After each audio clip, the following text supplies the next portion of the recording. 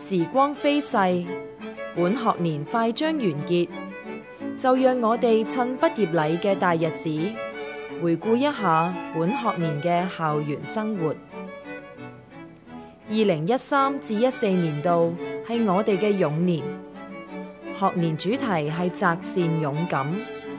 亦係我校以貞德文化作為學年主題嘅第一個循環嘅完結。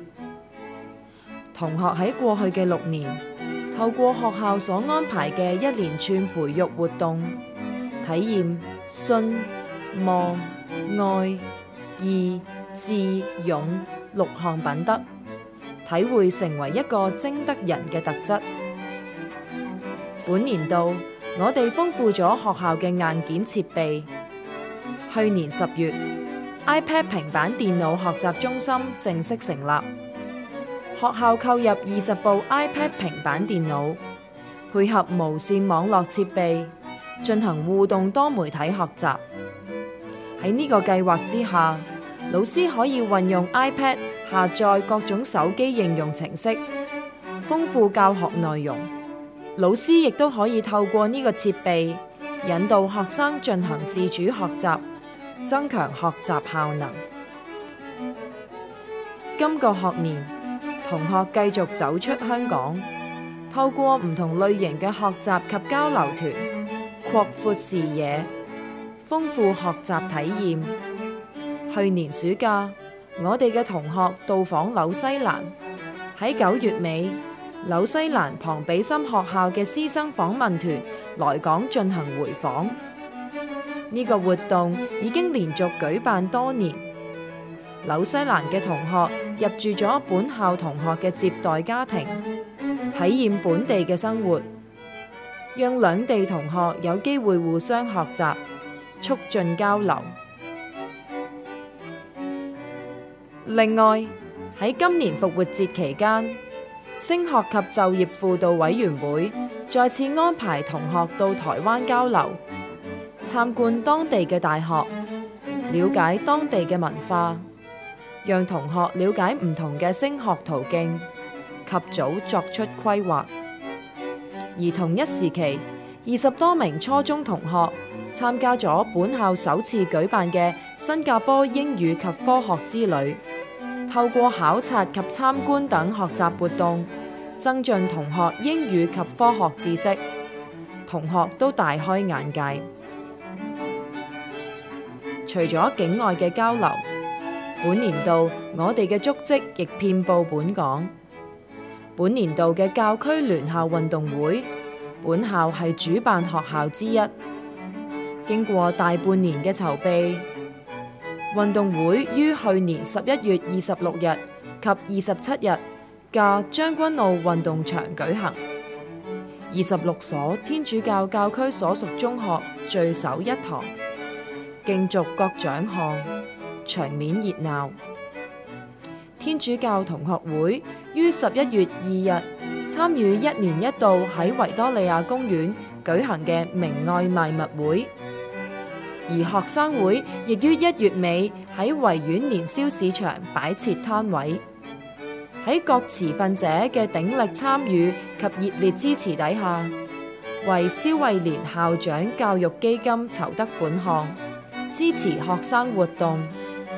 更凝聚咗師生、家長、校友，讓聖貞德中學與社區連成一線。教育係一個過程，因此我哋亦注重與小學嘅聯繫及對佢哋嘅支援。除咗繼續舉辦小學球類邀請賽之外，今年我哋更舉辦咗數理由鐘及雞蛋撞地球比賽，亦於5月2日舉辦學習體驗日。以上活動共招待咗10多間學校過百名嘅師生，而我校嘅老師亦多次外出，為小學老師舉辦講座，以加強專業交流。而與大專嘅聯繫方面，本校今年首度與香港理工大學合作，舉辦機械人製作訓練班。該活動將於今年暑假舉行。而我校嘅4位老師代表更獲邀於3月12日到香港理工大學擔任客席講師，向參與該課程嘅大學生介紹及講解本計劃嘅安排。除咗學術之外，本校亦一向重視同學嘅體藝發展。本年度，本校成為賽馬會學界足球發展計劃嘅14間入選學校之一。曼聯足球學校總教練克里斯托弗·奧拜恩莅臨本校，為本校足球校隊進行訓練，令足球隊嘅成員獲益不淺。除咗社區之外，本校亦一向重視家長與舊生嘅關係。家長教師會今年繼續為本校家長提供支援，於去年12月邀請鄧藹霖女士莅臨本校，主持親子講座，與家長們分享教育子女嘅心得。而舊生會亦於11月舉行第2次校友重聚活動，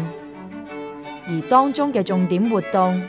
係200多名聖貞德舊生於11月30日回到母校聚首一堂，懷緬過去。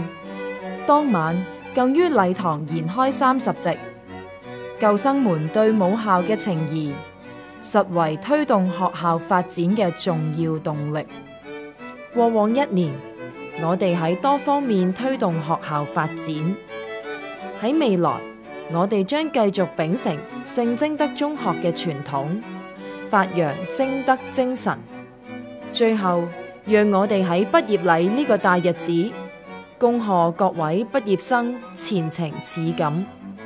畢業後貢獻社會，發揚我校公民責任嘅精神。